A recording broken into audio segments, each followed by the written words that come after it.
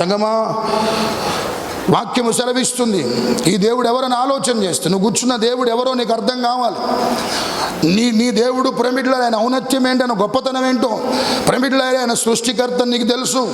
ప్రమిడ్లో ఆయన గురించినటువంటి అవగాహన కూర్చున్న మనం అందరం ఏ దేవుడిని అయితే ఆరాధిస్తున్నామో, ఏ దేవుడికైతే ప్రార్థన చేస్తున్నామో, ఏ దేవుడు పాదాల దగ్గర కూర్చున్నామో, ఏ దేవుడు మాటలైతే మనం వింటున్నామో, ఆ దేవుడు గురించినటువంటి అవగాహన ప్రతి ఒక్కరికి ఉండాలి. ఎవరా దేవుడని ఆలోచన చేస్తే నీవు బరువులతో ఉంటే ఇంకా నిన్ను ఇంకొక బరువు పెట్టి ఏంటంట నిన్ను అణిచివేసే దేవుడు కాదు, నిన్ను ఇబ్బంది పెట్టే దేవుడు కాదు, నువ్వు బంధకాల్లో ప్రేమికులారా ఉండిపోయేలా చేసే దేవుడు కాదు, నువ్వు కృషించిపోతుంటే అలానే చూస్తూ ఊరుకుండే దేవుడు కాదు, నువ్వు నలిగిపోతుంటే ఇంకా ప్రేమికులారా ఆ పరిస్థితుల్లోనే ఇంకా కొంతకాలం ఉండే విధంగా చేసే దేవుడు కాదు అనే విషయాన్ని మీకు నేను తెలియజేస్తున్నాను. ప్రభు ఎలాంటి వాడని ఆలోచన చేస్తే ప్రేమికులారా ఆయన మన మీద ఉన్న బరువులను ఏం చేస్తాడంట, అమ్మా చెప్పండి, ఏం చేస్తాడంట, తొలగించే దేవుడు, దించివేసే దేవుడు. ప్రేమికులారా వాటిని తీసి పక్కకు పెట్టే దేవుడు, వాటిని తీసి ప్రేమికులారా నీ నుండి తొలగించే దేవుడు. స్తోత్రాలు చెప్పండి ఒకసారి, ఇంకొంచెం బిగ్గరగా హల్లెలూయా.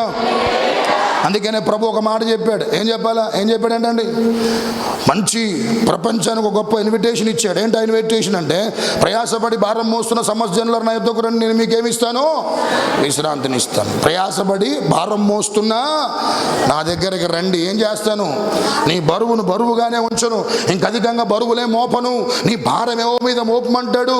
ప్రేమికులారా నీ బరువు ఏదైతే నీకు బరువుగా అనిపిస్తుందో, కష్టంగా అనిపిస్తుందో, ఇది నా వల్ల కాట్లు అనిపిస్తుందో, ఇది నా వల్ల కాట్లేదు, ఈ సమస్య నా వల్ల కాట్లే, ఈ పరిస్థితులు జయించలేకపోతున్నానని ఏదైతే నీకు బరువుగా కష్టంగా నీకు అనిపిస్తున్న ప్రతి సమస్య నా దేవుడి యొద్దకు నువ్వు రావటం వల్ల, నా దేవుడు ప్రేమికులారా ఆ బరువుతో ప్రభు యొద్దకు రావటం వల్ల ఆయన ఏం చేయబోతున్నా చెప్పాలా, నీ మీదున్న బరువును, ఆ బరువు అనే కాడిని దేవుడు తీసివేయబోతున్నాడు.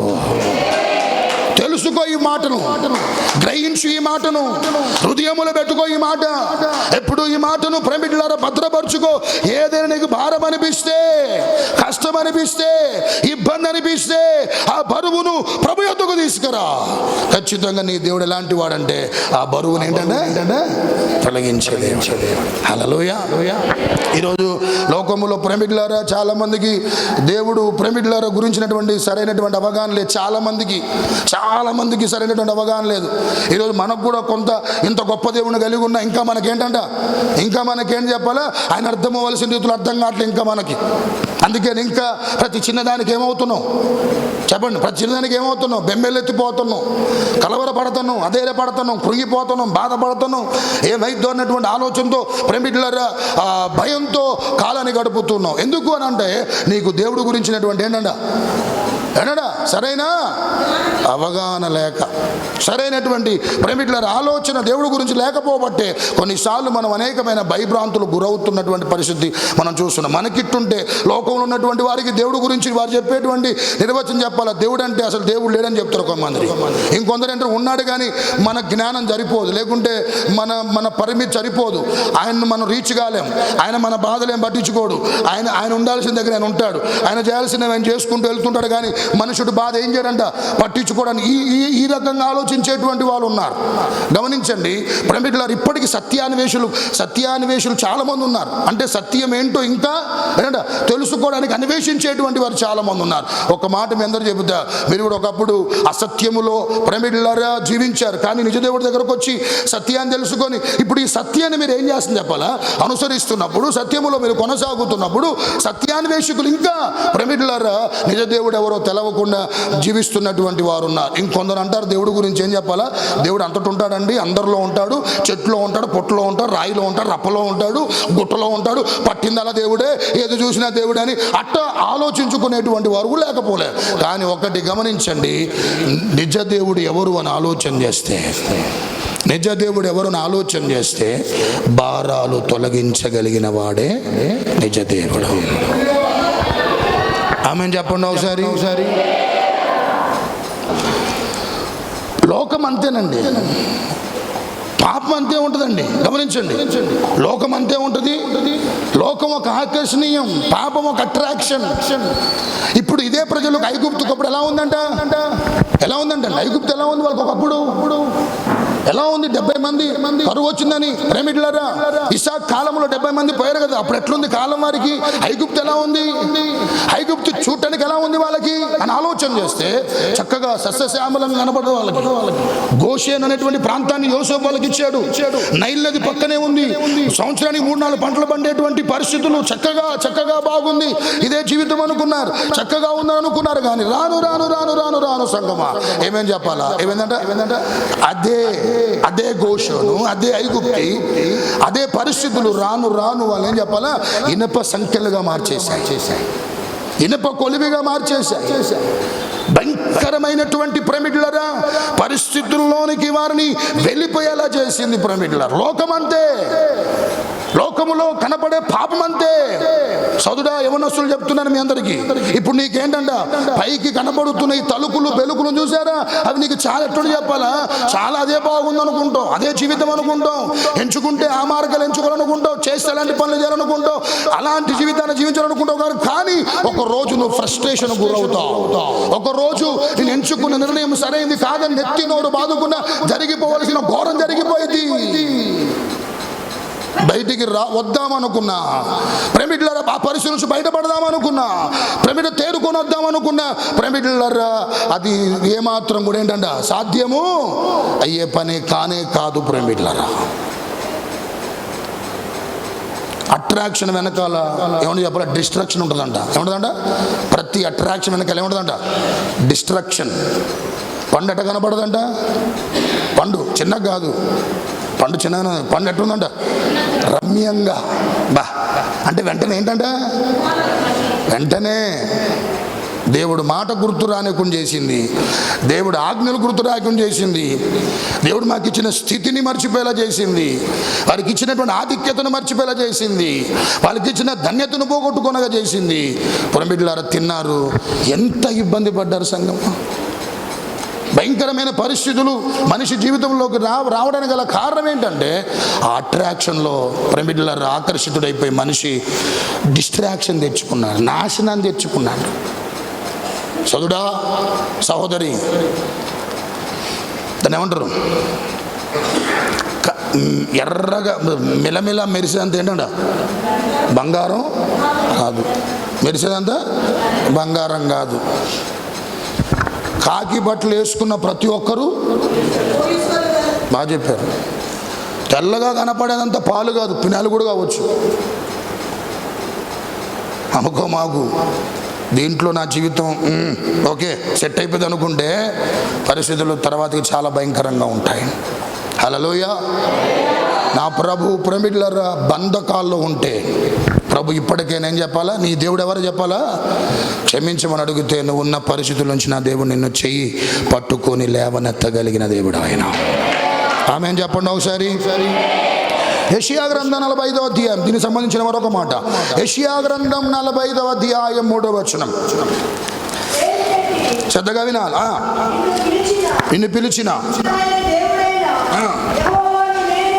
యెహోవాను నేనేనని నీవు తెలుసుకొనున్నట్లు, వినండి, అంధకార స్థలములలో ఉంచబడిన నిధులను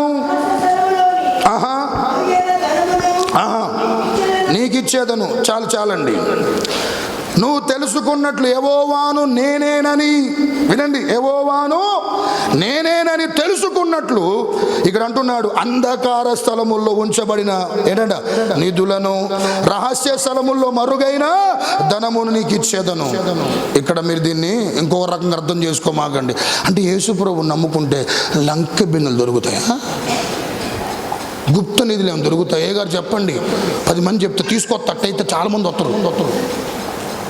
ఏనాడా యేసుప్రభుని నమ్ముకుంటే లంక బిందెలు దొరుకుతాయా? పిలుపు దొరుకుతాయా? ప్రేమికులారా నిధులు దొరుకుతాయా? ఇక్కడ ఎవరి గురించి అని ఆలోచన చేస్తే కోరేషు రాజు గురించి ప్రేమిట దేవుడు మాట్లాడుతున్నాడు. కోరేషు ఎవరు? పారసీకపు దేశపు రాజు. అతడు చెప్తున్నాడు, ఎందుకు అతనికి ఆ వాగ్దానం చెప్పాలా? ఇశ్రాయేలు ప్రజల్ని విడిపించాడండి. బబులోను మీద ఏం చేసినాక బబులోను మీదకి యుద్ధానికి వెళ్ళి పారసికపు ఆ రాజు యుద్ధానికి వెళ్ళి బబులోను రాజును జయించినాక ఆ బబులోను ఆక్రమించినాక ఇక్కడున్నారేంది వీళ్ళు ఎవరు, అసలు ఈ జనం ఎవరు అంటే వాళ్ళందరూ 70 సంవత్సరాలు ఇక్కడ వాళ్ళు చెరగా ఉన్నారు. బబులోను రాజు నబుకద్నెజర్ ఏం చేశాడంట, ఈయన చెరగా పట్టుకొని వచ్చాడంటే పంపించేయండి, వారి దేశాన్ని పంపించేయమని కోరేషు ఆయన ఏలుబడిలోనే 70 సంవత్సరాల తర్వాతకి ఎవరంట ఇశ్రాయేలు ప్రజలు బయటకు వచ్చినందుకు అతనికి దేవుడు చేస్తున్న వాగ్దానం. ఎవరికి? కోరేషుకండి, ఇశ్రాయేల్ కాదు. ఎవరికంట అంటే తన ప్రజలకు ఏం చేసినందుకు? మేలు చేసినందుకు, తన ప్రజలను విడిపించినందుకు కోరేషు రాజుకు దేవుడు చేస్తున్న మేలనంటే, కోరేషు యెహోవాను నేనేను నువ్వు తెలుసుకున్నట్లు ఏమి చెప్పాలి నీకు? అంధకార స్థలముల్లో ఉన్న నిధులను, రహస్యములో ఉన్న మరుగైన ధనమును ఇది ఇచ్చాడండి. ఎవరికి? ఈ వాగ్దానం అతని జీవితం నెరవేర్చబడింది. అంటే చెప్పండి, చరిత్ర తెలుసు మీ అందరికీ. ఆ వాగ్దానం కోరేషు జీవితం నెరవేర్చబడింది. ఎట్లంటే బబులోను రాజు ఏ దేశానికి వెళ్ళినా కొల్ల సొమ్ము కొల్లగొట్టుకొని ఏం చేస్తూ ఉండేవాడని ఆలోచన చేస్తే కొంత దేశాన్ని ఖర్చు పెట్టేవాడు, కొంతేమో పెద్ద పెద్ద కంటైనర్లో ధనాన్ని దాచిపెట్టి ప్రేమిటులారా అక్కడ ఒక నది ఉంటే ఆ నది అడుగు భాగములోకి ఏం చేస్తూ ఉండేవాడు చెప్పాలంటే అండి, రాబోతున్న తరాలకు ఈ దేశం ఎప్పుడు కూడా ఏంటంటే ప్రపంచ దేశాలకు అన్నిటికీ ఈ దేశమే ఏంటంటే దిగ్గజంగా ఉండాలి, అన్ని దేశాలు బబులోను యొక్క దేశం కిందనే ఉండాలనేటువంటి ఆలోచనతో అన్ని ధనము విస్తారంగా ఏ దేశం మీదకి వెళ్ళినా కూడా అక్రమంగా అన్యాయంగా దోచుకొచ్చినటువంటి ఆ కొల్ల సొమ్ము అంతా కూడా తీసుకొచ్చి పెద్ద పెద్ద కంటైనర్లో పెట్టి ఆ నదుల్లో కింద అడుగు భాగమున ఏం చేస్తూ ఉండేవాడంటే దాస్తూ ఉండేవాడు. అది ఎట్టకేలా కోరేషు వచ్చినాక కోరేషు పరిపాలన దేవుడు చూపిస్తే ఆ గుప్త నిధులు మొత్తం బయటకు వచ్చాయి. ఇప్పుడు మనకు కూడా ఇస్తాడు దేవుడు. ఇప్పుడు ఎవరన్నా అంటే మీ ఇంటి కింద 3 లంక మీద ఉన్నట్టు కాదు ఏం చేయమంటారు? కూలగొట్టాలి ఇల్లు అంటే కానీ చెయ్యి, అవి కావాలి అవి కావాలి. చాలామంది ఇట్లా ప్రేమికులారా ఆ పిచ్చి అపోహలో భయంకరమైనటువంటి అర్థమవుతున్న పరిస్థితులు భయంకరంగా మోసపోతూ భయంకరంగా ప్రేమికులారా ప్రజలు నష్టపోతున్నటువంటి వారు ఉన్నారు. దేవుడిచ్చే నిధేం చెప్పాలి, అవి నేను తలపైకి ఎత్తండి. మనకు దేవుడిచ్చే నిధేంటంటే ఆయన ప్రజలమని ప్రేమికులారా ఆయన మన దేవుడని మనం తెలుసుకున్నట్లు మనకు దేవుడిచ్చే నిధేం చెప్పాలా? బైబిల్లో పౌలు అంటాడు, బుద్ధి జ్ఞానము సర్వ సంపదలు ఆయన యందు గుప్తమై ఉన్నాయంట. బుద్ధి జ్ఞానము సర్వ సంపదలు ఎక్కడున్నాయంట? గుప్తమై. ఎవరి దగ్గర ఉన్నాయంట? అది నిధి.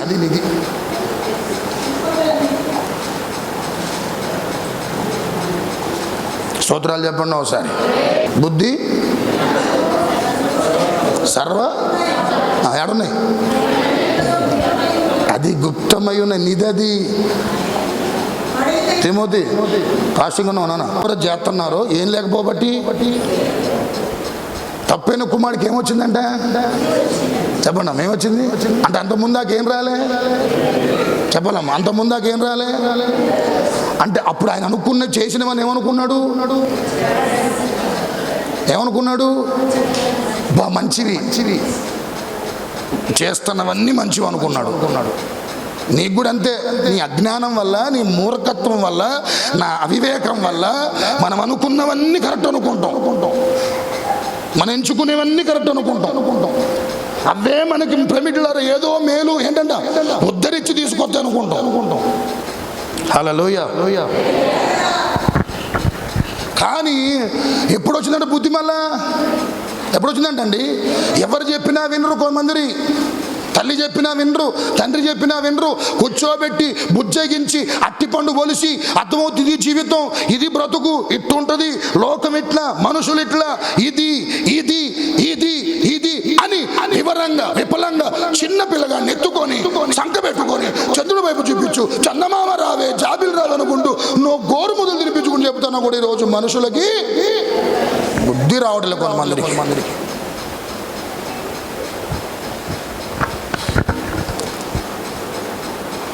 ఆఖరికి పందులు తినే పొట్టుకాడి వెనుక వచ్చిందంట. అయ్యి ఏంటది బుద్ధి.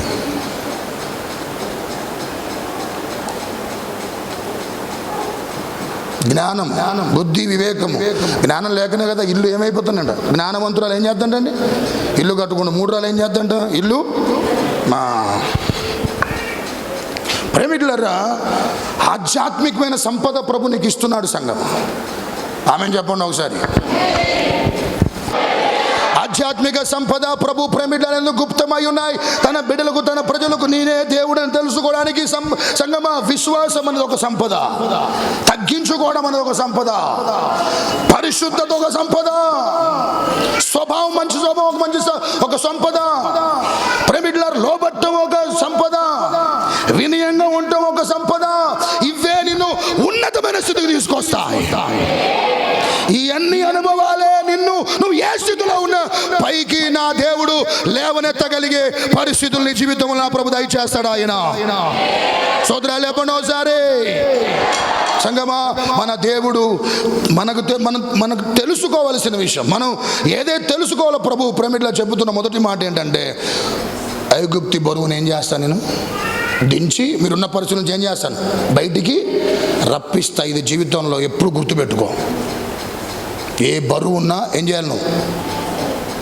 ఏ బరువు ఉన్నా, కుటుంబ భారం, కుటుంబమా, పిల్లల అప్పుల, నీకేదైతే భారం అనిపిస్తుందో ప్రభు దాన్ని ఏం చెప్పాలా, తేలిక చేసి ఆ పరిస్థితులను ఏం చేస్తాను నిన్ను బయటికి రప్పిస్తాడు. ప్రేమికులారా హల్లెలూయా.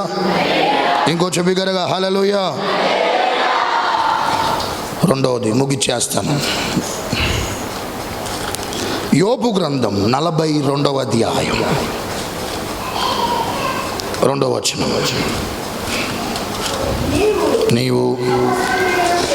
నువ్వు సమస్త క్రియలు చేయగలవనియు, నీవు ఉద్దేశించిన ఏదియు నిష్ఫలము కానేరదనియు నేనిప్పుడు తెలుసుకుంటుని. చాలా యోబుకు దేవుడు గురించినటువంటి పూర్తి అవగాహన వచ్చింది. అంతకుముందు రాలేదంటే వచ్చింది, కానీ ఇంకా బాగా పూర్తిగా ఒకటి యోబుకు అర్థమైంది. నేను ఇప్పుడు తెలుసుకుంటుని అంటే అంతకుముందు తెలుసుకున్నాడు, కానీ ఏంటంటే ఇంకా బాగా అర్థమైంది. ఎవరి గురించి? దేవుడు గురించి. ఏంటి యోబు నువ్వు తెలుసుకుంది ఏంటి? నువ్వు మాకు తెలియజేయాల్సినటువంటి విషయం ఏంటంటే, సమస్త కార్యములు చేయగలిగిన దేవుడు మన దేవుడు అంటున్నాడు. ఎవరు చెప్తున్నారు ఈ మాట? యోహాను గారు. ఎవరు చెప్తున్నారు ఈ మాట? యోబు చెప్తున్నాడు. యోబు తన జీవితంలో అనుభవపూర్వకంగా చెబుతున్నటువంటి మాట ఏంటంటే, 42వ అధ్యాయములో ఇప్పుడు నేను తెలుసుకున్నాను. ఏం తెలుసుకున్నావు అంటే, సమస్తము ఏంటంటే చెయ్యగలవాడని, నువ్వు ఉద్దేశించిన ఏది నిష్ఫలము కానేరదని నేను ఇప్పుడు తెలుసుకున్నాను అంటాడు. హల్లెలూయా.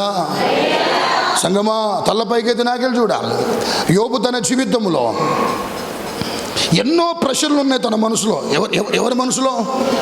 యోబు మనసులో ఒక్కటి కాదు, రెండు కాదు, ఒక private bunch of questions are been roaming in his mind. చాలా రకాల ప్రశ్నలు మనసులో ఉన్నాయి. మొదటి అధ్యాయంలో భక్తి కలిగిన వాడు, యథార్థవంతుడు, చెడుతనం ఏం చేసిన వాడంట, విసర్జించినటువంటి వాడు, ప్రైవేట్లారా బహుగా దేవుడి చేత దీవించబడినటువంటి వాడు, ఆశీర్వదించబడినటువంటి వాడు, కొన్ని ప్రైవేట్లారా కారణాల చేత తన జీవితంలో సమస్తం ఏంటంట కోల్పోయేసరికి నిశ్చేష్టుడుగా, నిస్సాయుడుగా, దుర్బలమైన స్థితిలో, భయంకరమైనటువంటి దురవస్థలో పడి ఉన్నప్పుడు ఎన్నో రకాల ఆలోచనలతో ఆ రాసినటువంటి అధ్యాయంలో మనకు కనపడతాయి. దేవుడు దూషించడు, కానీ ఈ ఎందుకు వచ్చాయి, ఈ పరిస్థితులు ఎందుకు వచ్చాయి, ఈ స్థితిగతులు ఎందుకు వచ్చాయి, ఇలా ఎందుకు నా కుటుంబం అయింది, ఇలా ఎందుకు నా పిల్లలు అయ్యారు, ఎందుకు నా ఆస్తి పోయింది, ఎందుకు నాకు ఈ రోగం వచ్చింది, ఎందుకు నాకు ఇబ్బందులని తన మనసులో చాలా రకాల ఏంటంట ప్రశ్నలు మెదులుతూ ఉంటే ఒకరోజు దేవుడు వచ్చి తన మనసులో ఉన్న ప్రతి ప్రశ్నకు సమాధానం ఇచ్చేశాడు. ఆమె చెప్పండి ఒకసారి. ఏమి చేయాలంట? తన మనసులో ఉన్న ప్రతి ప్రశ్న కన్నీటికి ఏం చెప్పాలా? సమాధానం ఇచ్చినాక చెబుతున్నటువంటి మాట ఏమన్నా చెప్పాలా? సమస్తము నువ్వేం చేయగలుగుతావు. నువ్వు తలంచిన ఉద్దేశించింది ఏదైతే ఉందో అది ఎప్పుడేం కాదంటే నిష్ఫలము కానే. హల్లెలూయా. ఇంకొంచెం బిగ్గర చెప్పండి హల్లెలూయా. నీ జీవితంలో దేవుడు తలంచే ఉద్దేశాలు ఉంటాయో ఉండవు అని పట్ల మా తలపైకి ఎత్తాడు. ఉంటాయో ఉండవా? నువ్వు ఒక్కదాని ఆలోచిస్తున్నావు, దేవుడు నీ గురించి కూడా ఆలోచించలేదా? చెప్పండి, మనల్ని ఆలోచించుకోమన్నాడా లేకుంటే ఆయన ఆలోచిస్తున్నాడా? ఎవరి గురించి? మన గురించి ఏం చేస్తున్నాడు ఆయన? Very good. మన ఎట్లా ఆయనకి ఏమున్నాయి ఉద్దేశాలు? ఉన్నాయి లేవా? ప్రణాళికలు లేవా? ఉన్నాయి చెప్పండి, ఉన్నాయి లేవా? ఉన్నాయి. అవన్నీ కూడా చాలా గొప్పవని నమ్ముతున్న వారు స్తోత్రాలు చెప్పండి. నీకంటే గొప్పవన్న వారు స్తోత్రాలు చెప్పండి. నువ్వు ఆలోచించిన దానికంటే 100 రెట్లు బెటర్ అని చెప్పిన వారు స్తోత్రాలు చెప్పండి. చాలా శ్రేష్టమైన వారు స్తోత్రాలు చెప్పండి. గొప్ప అని చెప్పండి. ఉన్నతంగా ఉంటే నువ్వు స్తోత్రాలు చెప్పండి. రైట్. అవన్నీ ఏమవుతాయంట? ఒక్కటి కూడా ఏనా నిష్ఫలము కాదంట. అర్థమేంటి? ఏ ఒక్కటి కూడా నిష్ఫలము కాదు. ఖచ్చితంగా నీ జీవితంలో అవి ఏంటంటే ఖచ్చితంగా నువ్వు అనుభవించి తీరుతావు వాటిని. ఆమె చెప్పండి ఒకసారి. శ్రమ వచ్చినప్పుడు యోబులాగా సర్వసాధారణ మానవులం కాబట్టి శ్రమ మనకు కూడా వచ్చినప్పుడు మనం ఆ శ్రమల గుండా వెళ్తున్నప్పుడు మనకు వచ్చే ఆలోచన చెప్పను. యోబులాగానే చాలా సందేహాలు వచ్చాయి, చాలా ఆలోచనలు వచ్చాయి. మనకు కూడా వస్తుంటే కొన్నిసార్లు శ్రమల గుండా వెళ్తున్నప్పుడు ఆ శ్రమలో కొలిమిలో ప్రభు పెట్టినప్పుడు ఏమొస్తుందని ఆలోచన చేస్తే, నేను దేవుణ్ణి నమ్ముకున్నా కదా, యేసే రక్తంలో కడగబడ్డా కదా, ఆయన అంగీకరించే కదా, ఆయన త్రోవలో కొనసాగుతున్నాం కదా, ఆయన్నే ఆరాధిస్తున్నాం కదా, ఆయనకే మొరపెట్టుకున్నాను కదా, ఎందుకు ఈ శ్రమలు నా జీవితంలో? ఎందుకు నాకు ఈ బాధలు? ఎందుకు నాకు ఈ గాఢంధకార లోయ అనుభవాలు నాకు ఎందుకు నా కుటుంబంలో దాపరించాయి? నా పరిస్థితులు ఎందుకు ఇలా అవుతున్నాయి? నా కుటుంబం ఎందుకు ఇలా అవుతుంది? ఇలాంటి స్థితిగతులు ఎందుకు నా కుటుంబం వెళ్ళవలసిన పరిస్థితిని కొన్నిసార్లు శ్రమలను కృంగిపోతూ ఉంటావు. కానీ యోబుకు తన జీవితంలో ఒక మంచి స్థితికి ప్రభు ఏంటంట తీసుకొని వచ్చేసరికి చూడండి, 5వ వచనం మంచి మాట, 42 5వ వచనం ఇంకో మంచి మాట అంటాడు చూడండి ఒకసారి. వినికిడి చేత నిన్ను గూర్చిన వార్త నేను వింటిని, అయితే ఇప్పుడు నేను కనులారా నిన్ను. ఎప్పుడన్నాడు ఈ మాట? ఎప్పుడంటున్నాడు ఈ మాట? ఒకప్పుడయ్యా ఎవరో చెప్పుతుంటే నేను విన్నా, ఎవరో చెబుతుంటే నేను విన్నా, నీ మాటలు విన్నా, నువ్వేంటో నేను విన్నా, నీ కార్యాలేంటో నేను విన్నా. నీ కేవలం వినికిడి అంటే నా చెవుల ద్వారా విన నీ గురించి. కానీ శ్రమలు వచ్చి వెళ్ళిపోయినాక, బాధలు వచ్చి వెళ్ళిపోయినాక, తన జీవితంలో రావలసిన నష్టం వచ్చి వెళ్ళిపోయినాక ఇప్పుడు అతను అంటాడు, ఏమంటే చెప్పాలా? ఏమంటాడు? ఇప్పుడు నేను కనులారా నిన్ను చూస్తున్నాను అంటున్నాడు. హల్లెలూయా. ఇంకొంచెం బిగ్గరగా చెప్పండి, హల్లెలూయా. సంగమా, నీ నా జీవితంలో శ్రమలు అనేటువంటి ఆ పరిస్థితులు కూడా వెళ్తున్నప్పుడు ఇంకా నీ దేవుడేంటో నీకు బాగా, అంతకు ముందు కంటే బాగా అర్థమైంది నీకు. ఆ దాటి వచ్చినాక, ఆ పరిస్థితి నుంచి ఏం చేయబడ్డాక బయటకు వచ్చిన ఒక మాట చెప్పి తల్లపైకి ఎత్తండి. కొందరు ఉంటారు సమాజం లోకంలో, అమ్మో వాళ్ళు అనుకుంటే చేసేస్తారండి, మాకు భయం వేస్తుంది, మాకు ఒక ప్రార్థన చేయండి, వాడికంట అది వచ్చంట, ఏమొచ్చంట చెప్పండి అమ్మ, చెప్పు మీరు చెప్పండి. మాకు అది వాళ్ళకి అది వచ్చంట, మా అమ్మాయి అట్నుంచే పోయింది, వాడు తల మీద ఇట్టు అన్నాడండి, ప్రార్థన చేయండి. అయ్యి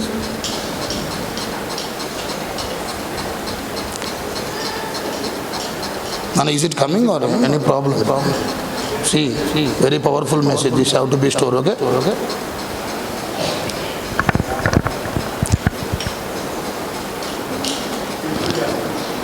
ఆ 3 దారులు దాటిన కాను చెదర పట్టట్లే గారు ప్రార్థన.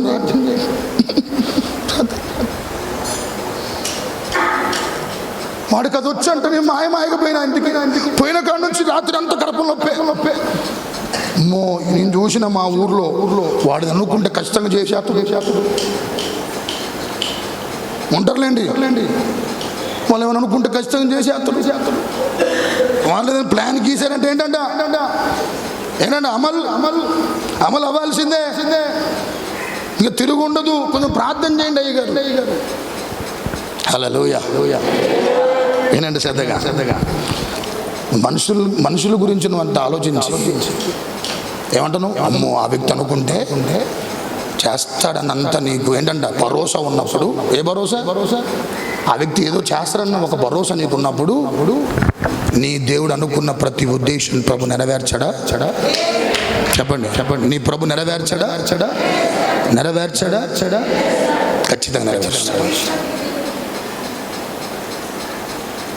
ఖచ్చితంగా నెరవేరుస్తాడు. హల్లెలూయా. యోబు జీవితంలో లాస్ట్ కోసరికి ఎట్లంట అటెండ్ అయింది తన జీవితం. ఎట్లా అండి, రెండంతల దీవెనలు పోగొట్టుకున్నంత తిరిగి దేవుడు ఏంటంటే ఇచ్చాడు. కానీ భార్యని మాత్రం ఒక్కదాన్ని ఇచ్చాడు, ఇద్దరిని ఇవ్వలే. పురుషులారా, బతికినంత కాలం ఒకే భార్యకు బద్ధుడై ఉండాలి.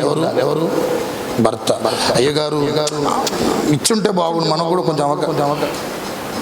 అందరిని ఇచ్చాడు దేవుడు, కానీ ఏంటంట పిల్లల్ని ఇచ్చాడు, ఇంకేంటంట అన్నీ వచ్చినాయి. కానీ భార్య మాత్రం మళ్ళీ పోయిందల్లో వచ్చింది. ఎక్కడికి యాడికి.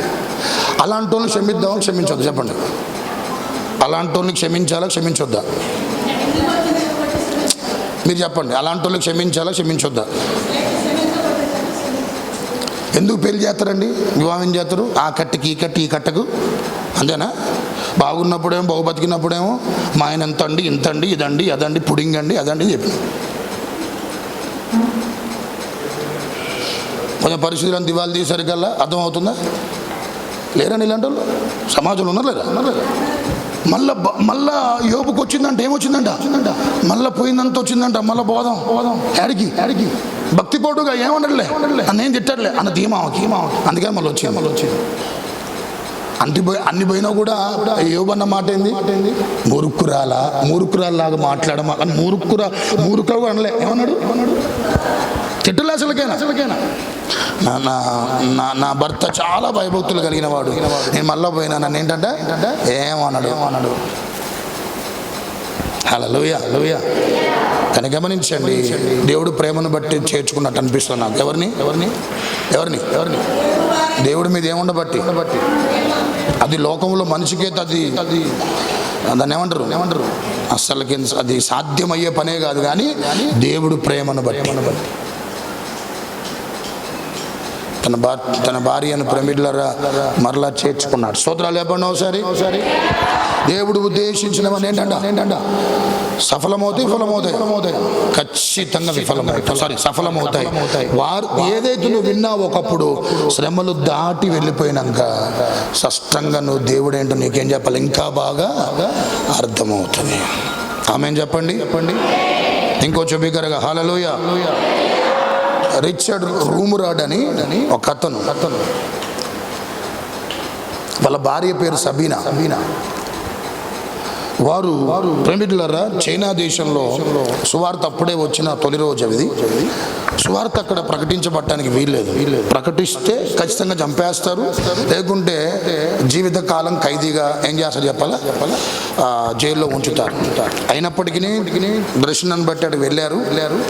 సువార్త ప్రకటిస్తున్న క్రమంలో వారిని తీసుకెళ్లి చెరసాలలో వేశారు. ఎవరిని? రిచర్డ్ రూమురాడ్ని, ఇంకెవరిని? సబీనా వేస్తే అన్నం ఉండేది కాదు. ఇక చెరసాలు ఎలా ఉంటాయి, అంత బాధాకరంగా ఉంటుందో అన్ని బాధలు పడ్డారు. బయటకు వచ్చినాక ఒక 20 సంవత్సరాలు బయటకు వచ్చినాక మీడియా వారు అడిగారంట, ఇన్ని సంవత్సరాలు మీరు లోపల ఉన్నారు కదా, మీ అనుభవం ఏంటి అది అని అంటే మీరు ఏం చెప్తారు, సువార్త ప్రకటించొద్దు అంటారా? చైనాలో వచ్చే వాళ్ళందరికీ మీరు ఏం చెప్తారు అది అని అంటే ఆ వ్యక్తి ఏం చెప్పకుండా ఒక మాట అన్నాడు. ఒకప్పుడు మాకు దేవుడు ఇట్లా బైబుల్ చదివితే అర్థమైంది. ఎవరంటే ఎట్లండి ఇటు చదువుతుంటే ఎవరో మాకు దేవుడు ఏంటంట అర్థమయ్యాడు. కానీ ఈ 15-20 సంవత్సరాలు స్పష్టంగా అనుభవపూర్వకంగా మేము ఏం చేయగలిగామంటే దేవుడు ఎవరో మేము బాగా అనుభవపూర్వకంగా తెలుసుకున్నాం అన్నారంట. ఆమె చెప్పండి ఒకసారి. శ్రమలు it is not coming you to break, it is coming to make. ఏంటంట శ్రమలు నీకు ఎందుకు వస్తున్నాయి? Not to break but to make. అంటే అర్థం ఏంటి? శ్రమలు నిన్ను బ్రేక్ చేయడానికి రావట్లేదు, పూర్తిగా నల్లగొట్టడానికి రావట్లేదు. ఏం చెప్పాలా? మేక్ చేయడానికి. Make in India. ఎవరో కనిపెట్టారుగా ప్రధానమంత్రి ఏమన్నాడు అని అర్థం ఏంటి? తన ఉద్దేశం చెప్పాలి. మేక్ ఇన్ ఇండియా అర్థం ఏంటి? ప్రధానమంత్రి యొక్క ఆలోచన ఏంటి? మేక్ ఇన్ ఇండియా అని అర్థం ఏంటి? ఎక్కడెక్కడో వస్తువులు ఇక్కడ తీసుకొస్తాను అట్ట కాదు, ఇక్కడ నుండే వస్తువులు ఏమవ్వాలి, అది ఆయన ఉద్దేశం. దాని కొరకు make in India, Swachh Bharat అన్న ఒక ఉద్దేశంతో పెట్టారులే, అవి జరగట్లేదు. స్తోత్రాలు చెప్పండి ఒకసారి. ఏం జరగట్లేదు. ఆ ఒక్కరోజే బిల్డప్ కోసం ఏదో చేస్తాడు కానీ ఏం ఉండదు ఆడ. అయితే ప్రేమికులారా, ప్రభు ఎందుకు శ్రమలు మన జీవితాల్లో ఉంటున్నా తెలుసా? మరింత దేవుడికి ఏం చెప్పాలా, దగ్గర అవ్వటానికి. ఆయన ఏంటో అనుభవపూర్వకంగా ఏంటంట తెలుసుకోవడానికి. సువర్ణం, శుద్ధ సువర్ణం అంటే ఏం చేయాలి? సువర్ణం శుద్ధ సువర్ణం అంటే ఏం చేయాలి? కాల్చాలి. అది సువర్ణం శుద్ధ సువర్ణం అవ్వాలంటే అగ్నిలో కాల్చాలి. దాని మీద ఉన్న మస్టు పోవాలంటే కాల్చాలి దాన్ని. హల్లెలూయా. పౌలు, ఫిలిప్పీ సంఘమా, నాకు శ్రమ ఎందుకు వచ్చింది చెప్పాలా? ఎందుకు వచ్చింది నాకు శ్రమ?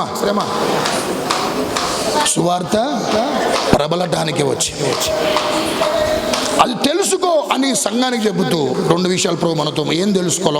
ఒకటి, నీ మీదున్న ఏ కాడైన ప్రభు దించి ఆ పరిస్థితుల నుంచి ఏం చేస్తాను నిన్ను లేవనెత్తి. 2 ఏదంట సమస్తము చెయ్యగలడు. అనుకో మాకు నీ దేవుణ్ణి ఎప్పుడు అండర్ ఎస్టిమేట్ అయ్యి మాకు దయచేసి.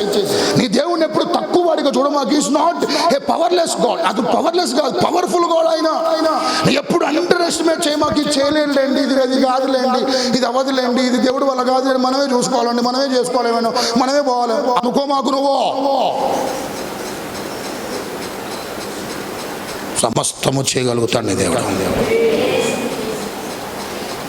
నీ పట్ల ఉన్న ఉద్దేశాలు అన్నీ ఏమవుతాయంట? సఫలం. అది తెలుసుకున్నా. ఇది తెలుసుకో నువ్వు. రెండోది ఖచ్చితంగా సమస్తం చేయగలుగుతారని తెలుసుకో.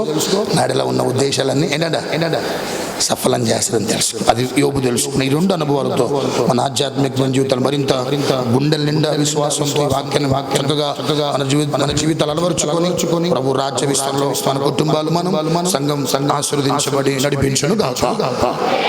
కళ్ళు మూసుకొని చిన్న ప్రార్థన. ప్రభువా ఒక్కసారి మనమందరం దేవుని సన్నిధిలో నువ్వు ఏ దేవుడి దగ్గర కూర్చున్నావో దేవుడు ఎంత ఉత్తముడు తెలుసుకో. నువ్వు తెలుసుకోకపోబట్టి ఇప్పటికీ మన జీవితాల్లో అధైర్యం, ఏదో జరిగిపోయింది అన్న ఆలోచన, కలవరం, భయం, ఆందోళన, కన్నీరు, దుఃఖం. ప్రార్థన చేసుకుంటావా? అయ్యా ఏ దేవుడిని నువ్వు ఆరాధిస్తున్నావో, ఏ దేవుడిని సన్మానిస్తున్నావో, ఏ దేవుడికి నువ్వు ప్రార్థన చేస్తున్నావో, ఏ దేవుడిని నువ్వు ఆరాధిస్తున్నావో, ఏ దేవుడి మాటలు వింటున్నావో, ఈ లోకములో దేవుళ్ళు కాదు కానీ దేవుళ్ళుగా పిలువబడుతున్నవారు, దేవుళ్ళుగా పిలువబడటానికి ఏ యొక్క అర్హత యోగ్యత లేనటువంటి లోకములో అనేక మంది ఉన్నప్పటికీ నీ దేవుడు తెలుసుకో. బరువుగా ఉందా? కష్టమవుతుందా? ఇబ్బందిగా ఉందా? దుఃఖమును సలుపుతున్నావా? 4 గోడల మధ్య ఏడుస్తున్నావా? మానసిక శోభ గురవుతున్నావా? కృంగిపోయి దేవుడి సందులో నిశ్చేష్టుడుగా ఉన్నావా?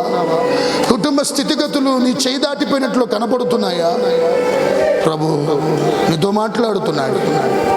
నీ భారం దించేస్తాడు సంగమ. నీ భారము అలానే ఆ భారం నీ మీద ఉంచే దేవుడు కాదు ఆయన. నువ్వు నలిగిపోవటం ఇష్టం లేదు ప్రభు. నువ్వు కృంగిపోవటం ఇష్టం లేదు ప్రభు. నువ్వు ఇబ్బంది పడటం ప్రభుకి ఇష్టం లేదు. నువ్వు ఆ నలుగుతూ దుఃఖాక్రాంతుడుగా ఉండడానికి నా ప్రభు అని ఇష్టపడట్లే. చేతులు ఎత్తారా? నాకు ఇది భారం ఉందన్న వారు చేతులు ఎత్తండి. నీ మనసులో ఏదైతే ఉందో అది చేతులు ఎత్తు. ప్రభుకు చూపించు. ఇది భారంగా ఉందయ్యా. కొందరికి పిల్లలు భారంగా ఉన్నారు, కొందరికి అప్పులు భారంగా ఉన్నాయి, కొందరికి సమస్యలు భారంగా ఉన్నాయి, కొందరికి భారంగా అనిపించే అంశం ఏదున్నా సరే మనసులో ఏది భారంగా ఉందో అది యేసయ్య అని అంతరంగం చూస్తున్న దేవుడు కనుక చేయొద్దు.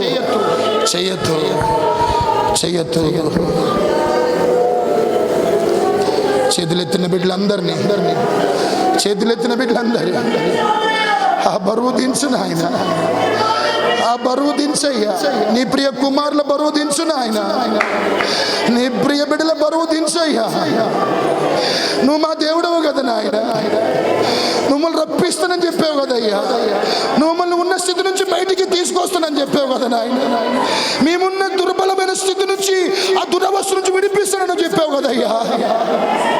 చేతులెత్తిన బిడ్డలందరినీ కనికరించిన ఆయన, నీ బిడ్డలయ్యా, నిన్ను నమ్ముకున్న బిడ్డలయ్యా, నిన్ను ఆరాధిస్తున్న బిడ్డలయ్యా, నిన్ను స్తుతిస్తున్న బిడ్డలయ్యా, నువ్వే సర్వస్వం అని అనుకొని ముందు నడిపించబడుతున్న నీ కుమార్తెలు ఒక్కసారి కనికరించిన ఆయన.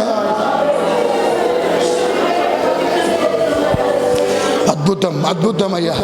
కుటుంబాల్లో చూడాలయ్యా వారి జీవితం. సమస్తము చేయగలడు నా దేవుడని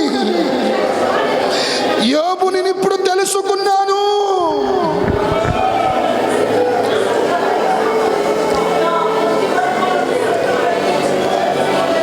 మా పట్ల ఉన్న ఉద్దేశాలన్నీ కూడా నెరవేరుస్తావు నాయన, నెరవేరుస్తావు. ఎవరు ఆపినా ఒక్కసారి నువ్వు దీవించడం ప్రారంభిస్తే, ఒక్కసారి నువ్వు ప్రారంభిస్తే ఆ క్షణం కొరకే చూస్తున్నామయ్యా, ఆ క్షణం కొరకు కనిపెడుతున్నామయ్యా, ఆ సమయం కొరకు కనిపెడుతున్నామయ్యా, ఆ రోజు కొరకు కనిపెడుతున్నామయ్యా, ఆ తరుణము కొరకు కనిపెడుతున్నామయ్యా, ఆ శుభప్రదమైనటువంటి నిరీక్షణ కొరకు కనిపెడుతున్నాము నాయన.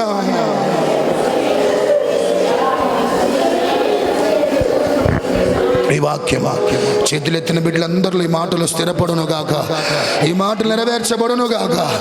వారి బరువులు బాధ్యతలు కష్టంగా ఇబ్బందిగా మొయ్యలేనంతగా కష్టంగా ఉన్న ప్రతిదీ యేసు క్రీస్తు నామములో నీ దాసుడుగా ఆనబెట్టిన ఆయన ప్రార్థన చేస్తుంటుండగా బరువు కనిపించే ప్రతి బాధ్యత నుంచి విడుదల బిడలకు కలుగును గాక నాయన, విడుదల కలుగును గాక నాయన, వాటి నుంచి విడిపించబడుదును గాక నాయన, వాటి నుంచి మంచి పరిస్థితుల్లోనికి కుటుంబ పరిస్థితులు నడిపించబడగలిగే కార్యాలు జరుగును గాక నాయన. ఎప్పుడు తక్కువ అంచనయ్యగా నా దేవుడు సమర్థుడు, నా దేవుడు సర్వశక్తిమంతుడు. ఏ కార్యమైనా ఎప్పుడైనా ఏ పరిస్థితుల్లోనైనా ఎట్లున్నా నా దేవుడు చేయగలుగుతాడో అట్టి అనుభవాలు మాకు దయచేయాలి. ఈ అనుభవాలతో నడిపించబడితే ఇవి తెలుసుకొని మా విశ్వాస జీవితాన్ని మరింత ప్రభావవంతం కొనసాగించుకోగలుగుతాం, మరింత రోషంతో జీవించగలుగుతాం, మరింత వైరాగ్యముతో భక్తి చేయగలుగుతాం, మరింత ప్రార్థన జీవితాన్ని కలిగి ఉంటాం, మరింత ఆత్మీయతలు పుంజుకుంటాం, మరింత ఆత్మీయతలు నడిపించబడతాం, మరింత ఉన్నత అనుభవాలతో స్థిరపరచబడతాం, లోతైన సంగతులు తెలుసుకోగలుగుతాం, లోతైన కార్యాలు చూడగలుగుతాం, లోతైన ప్రత్యక్షలు చూడగలుగుతాం, లోతైన స్థితిగతులు పొందుకుంటాం, లోతైన అద్భుతాలు చూడగలుగుతాం. ఉదయకాల సమయం మందరిలో ఈ మాటలు, ఈ ముగింపు 50 దినాల ప్రార్థన కేవలం 2 రోజులు మాత్రమే ఉంటుండగా ప్రతి ప్రార్థన ప్రతి అంశం సఫలమవ్వాలయ్యా. అనుభవపూర్వకంగా నేను తెలుసుకోవడానికి సాయం చేయండి. అట్టి కృప దయచేయమని యేసు నామములో అడిగి వేడుకుంటున్నాను తండ్రి. ఆమేన్.